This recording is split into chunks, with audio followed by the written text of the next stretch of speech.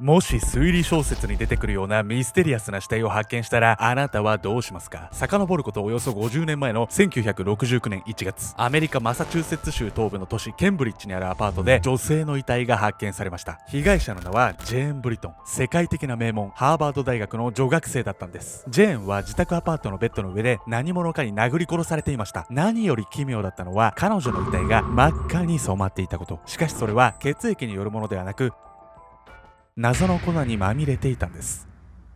正体不明の赤い粉で染まった遺体。この奇妙な亡骸は一体何を表していたのか。謎の先に待ち受けていた結末は予想だにしないものでした。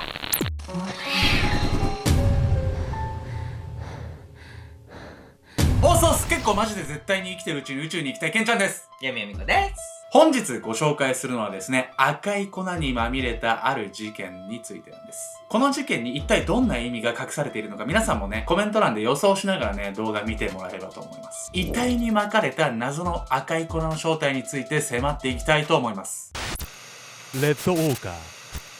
謎の粉に染まった死体の主ジェーン・ブリトン。彼女はなぜこんなにも奇妙な形で殺されなければならなかったのか。ジェーンの遺体が発見されたきっかけは、彼女が大学の試験を何の連絡もなく欠席したことだったんです。大学生ならそんな人山ほどいるわよね。確かにそうなんですけど、ジェーンのね、普段の姿からはね、ありえないことだったんですよ。彼女のハーバード大学での専攻は人類学。その中でもジェーンはとても真面目で飛び抜けて優秀な学生だったそうなんです。さらに彼女はアメリカで最も優秀な女子大の一つ、ラドクリフ女子大学の副学長の娘というエリート。育ちも良く成績優秀、さらに見た目も美しいという、まるで全てを持っているかのようなジェーン。優秀な学生が揃う大学の中でもひときわ目立つ存在であったことは間違いないんです。そんな彼女がね、試験をね、無断でね、欠席したっていうことはですね、周りもね、不自然にね、感じていたんです。その中でも特に気がかりであったであろうジェーンのボーイフレンドが彼女のアパートを訪れます。ドアノブを回すとジェーンの部屋に鍵はかかっていませんでした。しかしこれはいつものことなんです。ジェーンは部屋の冷蔵庫を隣に住む大学院生の夫婦と共同で使用していたため、鍵はいつもかけていなかったんです。特に不審には思わず部屋の中に入っていくジェーンの恋人。するとそこには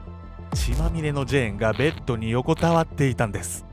何よりおぞましいのが、青いガウンを着た彼女の体中についた赤い粉。彼はすぐさま警察を呼び捜査が始まりました。そして捜査によって遺体の詳しい状態が分かってくるんです。ジェーンの死因は頭部を鈍器のようなもので複数回殴られたことによる頭蓋骨の骨折。彼女の死体は発見の時点ですでに死後12時間ほど経過していたことから、試験の日の夜から明け方にかけて何かがあったことも判明したんです。そして最も謎なこの赤い粉、これはレッドオーカーと呼ばれる顔料でした。何顔料って。説明しよう。顔料とは何かを染めるときに使う粉のことなんです。ではなぜこんなものが死体に巻かれていたのか。実はこのレッドオーカーにはただの顔料以上の意味が込められていたんです。はるか昔、時は遡り原始時代、赤という色はその時代の人々にとっては特別な色だったんです。人間の血液がイメージされる色をしたレッドオーカーは儀式などで頻繁に用いられていました。そしてこのレッドオーカーが使用された儀式とは死者の埋葬。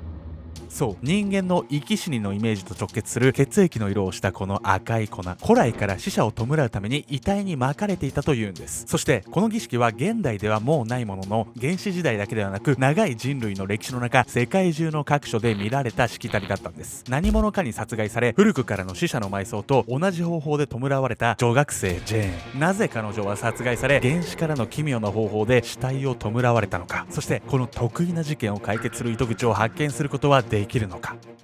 マジでミステリー小説みたいになってきたんだけど。でもこれだけにはとどまらないです。この事件ね、もっと奇妙な展開になっていくんです。儀式的殺人。原始時代の習わしの通りに殺された優秀な大学生ジェーン。さらに捜査が進むと、この事件の凶器についても判明しました。ある報道によると、ジェーン殺害に使用された凶器は石。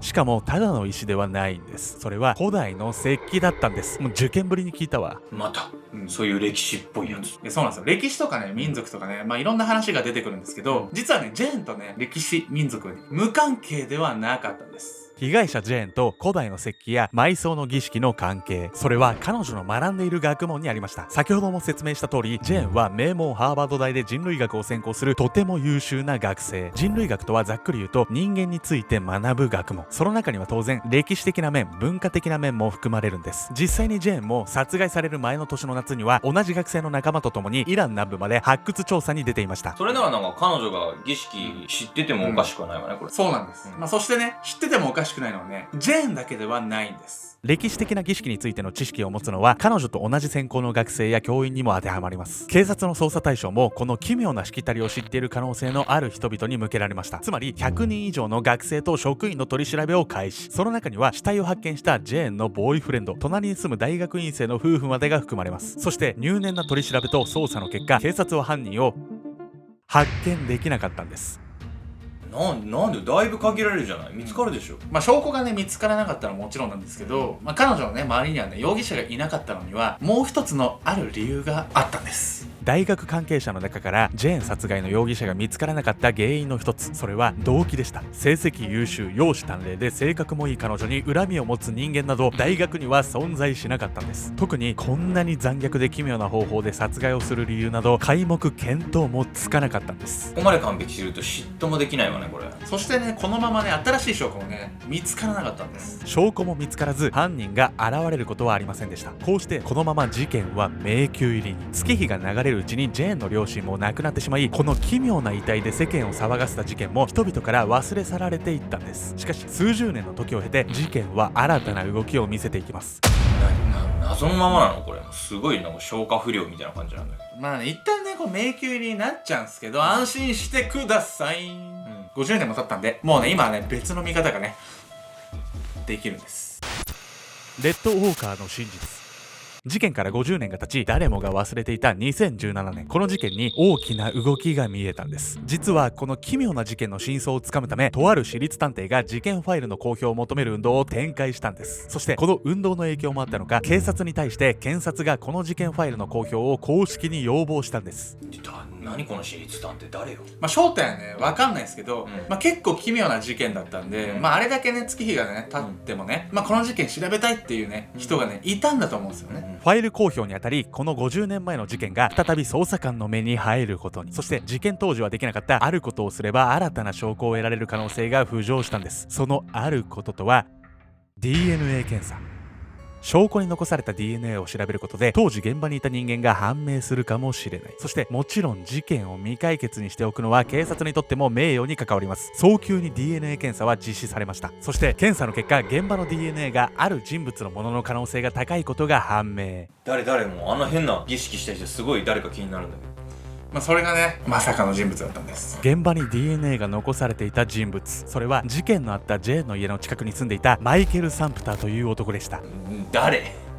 俺もそんな気持ちだけど、サンプターの正体はすぐに判明するんです。サンプターは暴行容疑で有罪判決を受けている犯罪者でした。このため警察のデータベースに彼の DNA が残っており、すぐに正体が分かったんです。そしてなんとこのサンプター、2001年に亡くなっているんです。本人がすでにこの世にいないため直接取り調べをすることはできません。しかし協力を取り付けた彼の兄の DNA を検査したところ 99.9% の確率でサンプターの DNA であると証明されたんです。これによりこの男が事件の犯人であることは間違いないという結論に至ったんです。急に出てきた近所の男が犯人って何よ。